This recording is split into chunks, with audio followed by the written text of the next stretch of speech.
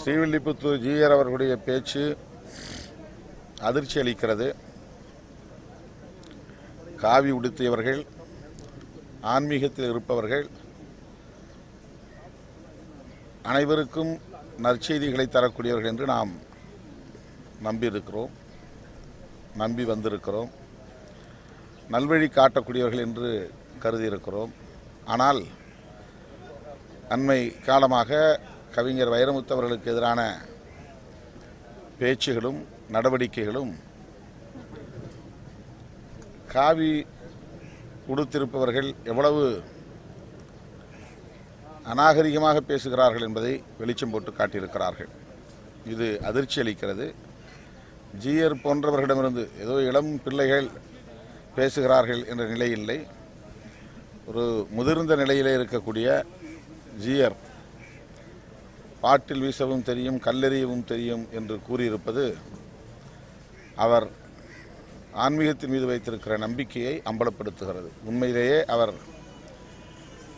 ஆன்மீகத்தில் நம்பிக்கை உள்ளவர் இல்லை என்பதையும், காவியின் மீது அவருக்கு மதிப்பு இல்லை என்பதையும், கடவுளின் பெயரால் ஒரு போலித்தனமான வேஷத்தைத்தான் நாங்கள் தரித்திருக்கிறோம் என்பதையும் அவர் தன்னைத்தானே அம்பலப்படுத்தியிருக்கிறார் என்றுதான் நம்ப வேண்டியிருக்கிறது.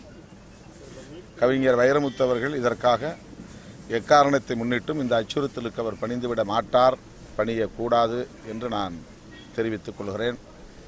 நீட் தேர்வு தொடர்பாக மத்திய அரசு அண்மையிலே பிறப்பித்திருக்கிற ஆணை மிகப்பெரிய அதிர்ச்சியை தருகிறது. சிபிஎஸ்இ பாடத்திட்டங்களை கொண்ட அதில் படித்த மாணவர்கள் மட்டுமே நீட் தேர்வை எழுத முடியும் என்கிற ஒரு வரையறை எந்த வகையிலும் ஏற்க முடியாது. இதுதான் நாங்கள் ஏற்கனவே குறிப்பிட்டோம். இவர்கள் அனைத்து பாடத்திட்டங்களையும் மத்திய அரசின் பாடத்திட்டங்களாக மாற்ற வேண்டும் என்பதை நீட் தேர்வின் மூலமாக திணிக்கப் போகிறார்கள். ஆக தமிழக அரசு ஏற்கனவே நீட் தேர்வுக்கு ஏற்ப பாடத்திட்டங்கள் மாற்றி அமைக்கப்படும் என்று ஒரு முறை அமைச்சர் செங்கோட்டையன் கூறியிருந்தார். நீட் தேர்வுக்காக பயிற்சி மையங்கள் உருவாக்கப்படும் என்றும் கூறியிருந்தார். ஆக இந்த நடவடிக்கைகளின் மூலம் ஒரே கல்வி என்கிற ஒரு அணுகுமுறையை இந்திய நாடு முழுவதும் அவர்கள் திணிக்க முயற்சிக்கிறார்கள்.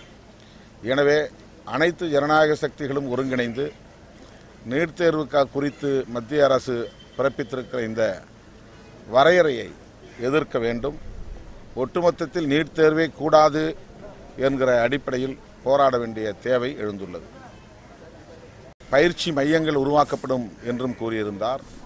ஆக இந்த நடவடிக்கைகளின் மூலம் ஒரே கல்வி என்கிற ஒரு அணுகுமுறையை இந்திய நாடு முழுவதும் அவர்கள் திணிக்க முயற்சிக்கிறார்கள்.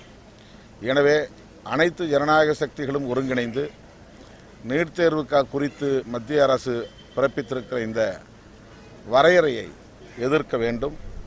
ஒட்டுமொத்தத்தில் நீட் தேர்வே கூடாது என்கிற அடிப்படையில் போராட வேண்டிய தேவை எழுந்துள்ளது.